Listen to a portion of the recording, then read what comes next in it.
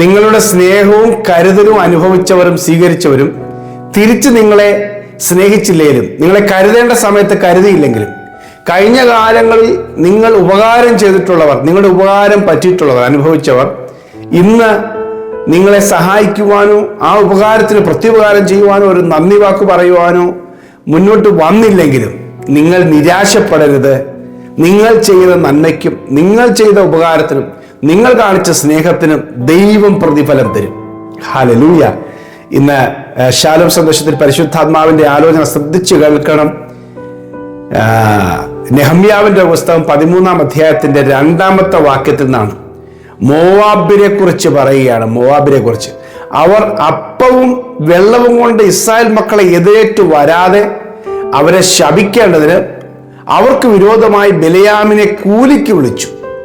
എങ്കിലും നമ്മുടെ ദൈവം ആ ശാപത്തെ അനുഗ്രഹമാക്കി.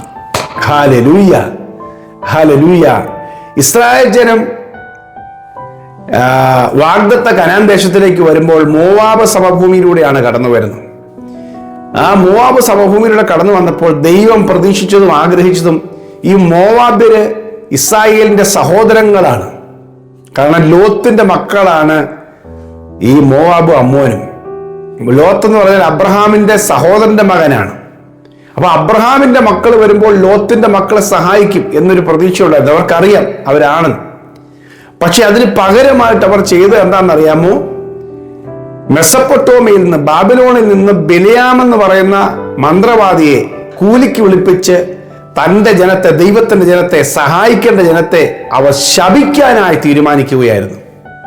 കഴിഞ്ഞ കാലങ്ങളിൽ ലോത്ത് സോദോമിൽ നശിക്കാൻ തുടങ്ങിയപ്പോൾ, തീക്കകത്ത് വെന്ത് നശിക്കാൻ തുടങ്ങിയപ്പോൾ ദൈവം അബ്രഹാമിന്റെ പ്രാർത്ഥന കേട്ടാണ് ലോത്തിനെ അവിടെ നിന്ന് വിടുവിച്ചതും പുറത്തു കൊണ്ടുവന്നു.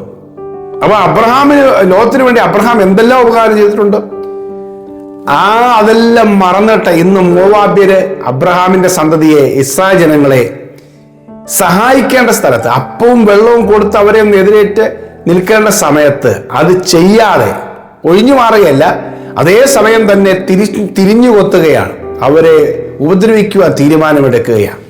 ഹല്ലേലൂയ. ഇങ്ങനെയുള്ള അനുഭവങ്ങൾ നേരിട്ടവർ ഈ സന്ദേശം കേൾക്കുന്നുണ്ടെന്ന് എനിക്കറിയാം. ആമേൻ.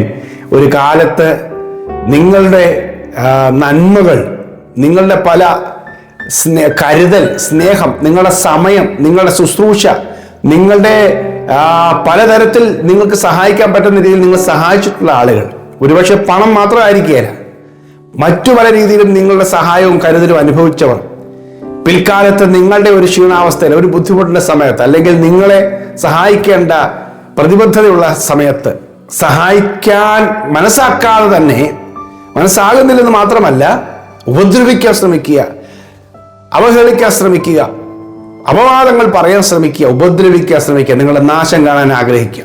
അപ്പൊ ഇങ്ങനെ കടന്നുപോയാൽ എന്തെങ്കിലും അവർ ചെയ്തില്ല എന്ന് പറഞ്ഞുകൊണ്ട് നിങ്ങളുടെ വഴി മുടങ്ങുകയില്ല. ഇവിടെ അമ്മോനിനെ കുറിച്ച് ദൈവത്തിന്റെ വചനം പറയുകയാണ്, അവൻ ബിലെയാമിനെ കൊണ്ട് ശപിപ്പിക്കാൻ വന്നവനാണ്. ആ സമയത്ത് ഉപകാരം ചെയ്യേണ്ടവൻ ശാപവുമായിട്ട് വരുമ്പോൾ അവന്റെ ശാപത്തിന്റെ വാക്ക് കേൾക്കുവാൻ ദൈവത്തിന് മനസ്സില്ലായിരുന്നു. ദൈവത്തിന് മനസ്സില്ലായിരുന്നെന്ന് മാത്രമല്ല, ആ ശാപത്തെ ദൈവം അനുഗ്രഹമാക്കി മാറ്റി. ഹല്ലേലൂയ, ആമേൻ. അവന്റെ ശാപം കേൾക്കാൻ ദൈവത്തിന് മനസ്സില്ലായിരുന്നു. സ്തോത്രം. അതേ പ്രിയമുള്ളവരെ, നമ്മുടെ ജീവിതത്തിൽ ഇതുപോലെയുള്ള ധാരാളം അനുഭവങ്ങൾ കടന്നു വരും. ദാവീദിന്റെ ജീവിതത്തിൽ ദാവീദിനെതിരെ ശിമയി ശപിക്കുവാൻ എഴുന്നേറ്റ് വന്ന കാര്യം അറിയാം. ശിമയി ദാവീദിനെ ശപിക്കാൻ വന്നത് ദാവീദ് രാജാവായിരിക്കുമ്പോൾ തന്നെ വീട്ടിലെ പ്രശ്നം കൊണ്ട് വീടിനകത്ത് നിൽക്കാതെ മാറി നിൽക്കുന്ന സമയത്ത് ആ തക്കം നോക്കിയാണ് പൂഴി വാരി എറിഞ്ഞുകൊണ്ട്, രക്തപാതക നീജ നീ പോ എന്ന് പറഞ്ഞുകൊണ്ട് പൂഴി വാരി എറിയുകയാണ്. ശിമയി ശൗൽ ഗ്രഹക്കാരനാണ്. പക്ഷേ ദാവീദിന്റെ പ്രാർത്ഥന, ശിമയോട് ദാവീദിനെ ശപിക്കുവാൻ ദൈവം പറഞ്ഞിരിക്കുന്നു, അവൻ ശപിക്കട്ടെ, പക്ഷെ അവന്റെ ശാപത്തെ നോക്കി, അവന്റെ ശാപത്തെ അല്ല, ഇന്നത്തെ എന്റെ സങ്കടം നോക്കി അവന്റെ ശാപത്തെ എനിക്ക് ദൈവം അനുഗ്രഹമാക്കി മാറ്റും. 2 ശമൂവേൽ 16-ാം അധ്യായം 10 മുതലുള്ള വാക്കുകൾ എഴുതിയിരിക്കുക. അവന്റെ ശാപത്തിന് പകരം ദൈവം എനിക്ക് അനുഗ്രഹം നൽകും. ഹല്ലേലൂയ. അതേ പ്രിയമുള്ളവരെ, ആരെങ്കിലും സഹായിച്ചില്ലെങ്കിലും, ആരും കൂടെ നിന്നില്ലെങ്കിലും, അനുഗ്രഹിക്കേണ്ടവർ ശപിക്കാൻ വന്നാലും അതൊന്നും ദൈവം കണക്കാക്കില്ല. എന്ന് പറഞ്ഞാൽ ആ ശാപം നിങ്ങൾക്ക് ഫലിക്കില്ല. ആ ശാപത്തെ ദൈവം അനുഗ്രഹമാക്കി മാറ്റും. ഹല്ലേലൂയ. ആവർത്തന പുസ്തകം 23-ാം അധ്യായം 5-ാം വാക്യത്തിൽ ഇരിക്കുന്നു, എന്നാൽ ബിലെയാമിന് ചെവി കൊടുക്കുവാൻ നിന്റെ ദൈവമായ യഹോവയ്ക്ക് മനസ്സില്ലായിരുന്നു. നിന്റെ ദൈവമായ യഹോവ നിന്നെ സ്നേഹിച്ചതുകൊണ്ട് നിന്റെ ദൈവമായ യഹോവ നിന്നെ സ്നേഹിച്ചതുകൊണ്ട് നിന്റെ ദൈവമായ യഹോവ ശാപം നിനക്ക്, ബിലെയാമിന്റെ ശാപം നിനക്ക് അനുഗ്രഹമാക്കി തീർത്തു. ഹല്ലേലൂയ. ശാപത്തെ ദൈവം അനുഗ്രഹമാക്കി മാറ്റുകയാണ്. ശാപത്തെ അനുഗ്രഹമാക്കി മാറ്റി. ഹല്ലേലൂയ. അവിടെ എഴുതിയിരിക്കുന്ന ഒരു പ്രത്യേക പദമുണ്ട്, നിന്നെ സ്നേഹിച്ചതുകൊണ്ട് അവന്റെ ശാപത്തിന് ചെവി കൊടുക്കാൻ ദൈവത്തിന് മനസ്സില്ലായിരുന്നു. ഹല്ലേലൂയ. ദൈവം നിങ്ങളെ സ്നേഹിക്കുന്നു, ദൈവം നമ്മളെ സ്നേഹിക്കുന്നു. അതുകൊണ്ട് ആരെങ്കിലുമൊക്കെ ശപിച്ചാലും ആരൊക്കെ സ്നേഹിച്ചില്ലേലും സാരമില്ല, നമ്മളെ സ്നേഹിക്കാൻ ദൈവമുണ്ട്. ശാപങ്ങളൊന്നും നമ്മെ തൊടത്തില്ല. ആരെങ്കിലും അകന്നു മാറിയത് കൊണ്ടും കരുതിയില്ലാത്തത് കൊണ്ടും നമ്മൾ തളർന്നു പോകരുത്, തകരണ്ട. ദൈവം നമ്മളെ വളർത്തിക്കോളും. ഹല്ലേലൂയ. നിങ്ങൾക്ക് വേണ്ടുന്നത് ദൈവം നിറച്ചു തരും. തക്ക സമയമാകുമ്പോൾ നിങ്ങളെ മാനിക്കുവാൻ ദൈവം ശക്തനാണ്.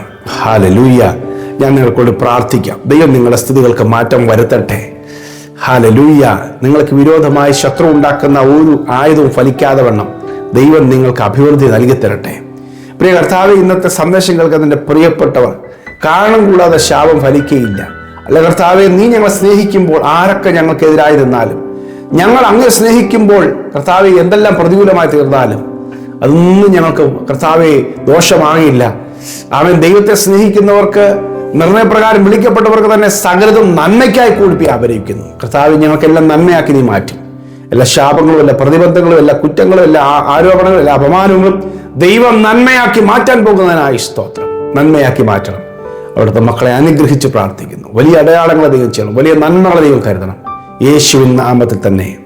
ആമേൻ, ആമേൻ, ആമേൻ. കർത്താവ് നിങ്ങളെ ധാരാളമായി അനുഗ്രഹിക്കട്ടെ. കുറെ പേർക്ക് ഈ സന്ദേശം പകരണം. God bless you. Have a lovely day.